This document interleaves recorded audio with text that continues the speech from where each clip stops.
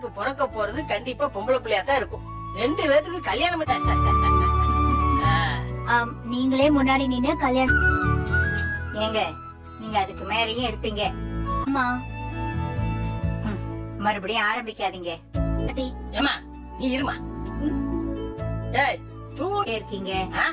ஏய் நீதான் தூங்குன்னு எல்லாத்தையும் கிளப்பி விட்டுட்டு இருக்கிற. கொஞ்ச நேரம் உங்க கூட எல்லாம் உட்காந்து பேசணும்னு தோணுச்சு. அதான் மூட்லயே இருக்காருன்னு நினைக்கிறேன். இன்னும் அவருக்கு பர்த்டே செலிப்ரேஷன் முடிக்கும். பெருசா எனக்கு அதை வாங்கி கொடு இதை வாங்கி கொடு நான் கேட்டேன். எல்லாருமா சேர்ந்து கொஞ்ச நேரம் உட்காந்து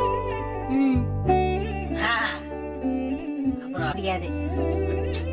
ஏ போட்டோ எல்லாம் பிள்ளை எடுக்கணும்னு ஆசைப்படுது. இப்படியா இல்ல பாப்பா, நாங்கெல்லாம் சரி வாங்க எல்லாரும். சரி என்னால முடியாது, நான் போய் தூங்க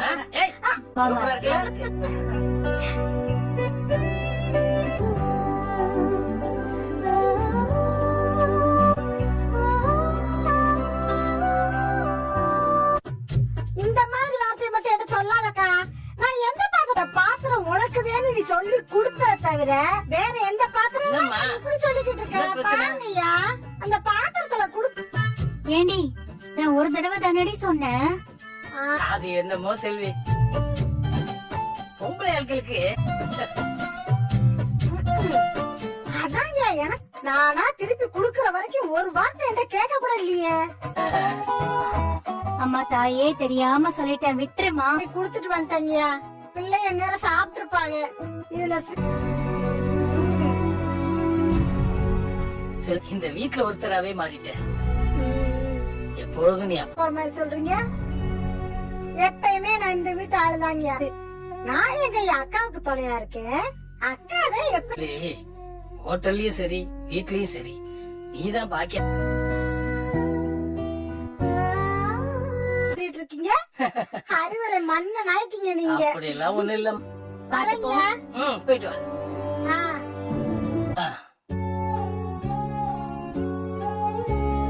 ஆமா பிளாஸ்க்ல போட்டு வச்சிருந்தேன். அதான் துக்கமா இருந்தா தூக்கம் வராது இல்ல, அதே மாதிரி சந்தோஷமா இருந்தாலும் தூக்கம் வராது. எல்லாரும் வந்ததுல எல்லாத்தையும் பார்த்ததுல ரொம்ப சந்தோஷமா. செலியனை பத்தி ஆனா பாத்தியா எப்படி பொறுப்பா மாறிட்டான். அதே மாதிரி எழில் விஷயத்துல நீ சரியான முடிவு எடுத்திருக்கம்மா. நம்மளும் சங்கடப்பட்டு எல்லாத்துக்கும் சங்கடம் தானே. சரியா ஆனா நான் தான் சரியான நேரத்துல தப்பா உன் கல்யாணத்தை தான் சொல்றேன். இப்ப எதுக்கு மாமா அது? எனக்கு கல்யாணம் ஆகி கொஞ்ச நாள்ல கோபி பிறந்தான். இறந்த உடனே உன்னை என் வீட்டுக்கு கூட்டு வந்து உன்னை நல்லபடியா பார்த்துருந்தா உன்னை வேற யாருக்காவது கெட்டி வச்சிருப்பம்மா. உன் வாழ்க்கையை நான் தொலைச்சிட்டேனம்மா. நீங்க கிடைச்சிருக்கீங்க, அத்தை கிடைச்சிருக்காங்க. உன்னை மரியாதையா சந்தோஷமா வாழ வைக்காதவங்க கூட உன்னை இத்தனை வருஷம். ஆனா அந்த உறவு எவ்வளவு மோசமா இருந்தாலும் பாக்கியா நீ என்னதான் சமாதானம் சொன்னாலும் முடியாது. ஆனா உன் பிள்ளைங்க உன் கூடவே இருக்காங்கம்மா. அவங்க கிட்டயும் கொஞ்சம் பொறுப்பை கொடுத்துட்டு அப்பப்ப ஓய்வடி. மத்தவங்களுக்காக ஓடி ஓடி ஒரு அப்பா ஸ்தானத்துல நான் கூடவே இருப்பேம்மா. தெரியும் மாமா. ஒருவேளை நான் கூட இல்லாம போயிரும். ஓ சந்தோஷம் பிள்ளைங்க சந்தோஷம் பேசுறீங்க நீங்க. சொல்றம்மா.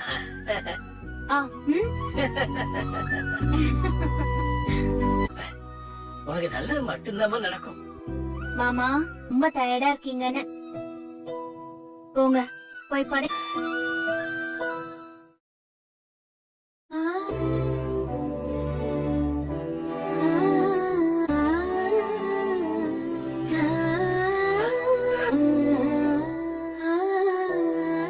சரியா?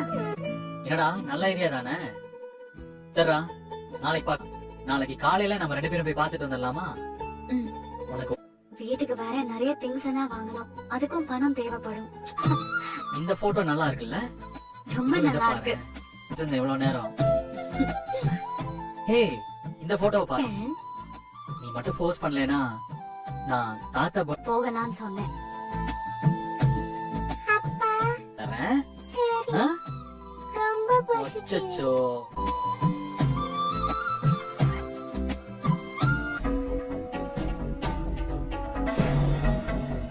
இந்த பையில இருந்து தானே நானே எடுத்தேன். காட்டு. எப்படி கொடுக்க முடியும்? நேர்ல பார்த்தாலும் கொடுக்க முடியாது. வருத்தப்படுவாங்கல்ல. ஏய், வீட்டை விட்டு வந்துட்டு அவங்க கொடுக்கற பணத்தை வாங்கினா அதெல்லாம் ஒண்ணு வேண்டாம், நீ கொடுத்துடு. போனதுல இருந்து வர வரைக்கும் அம்மா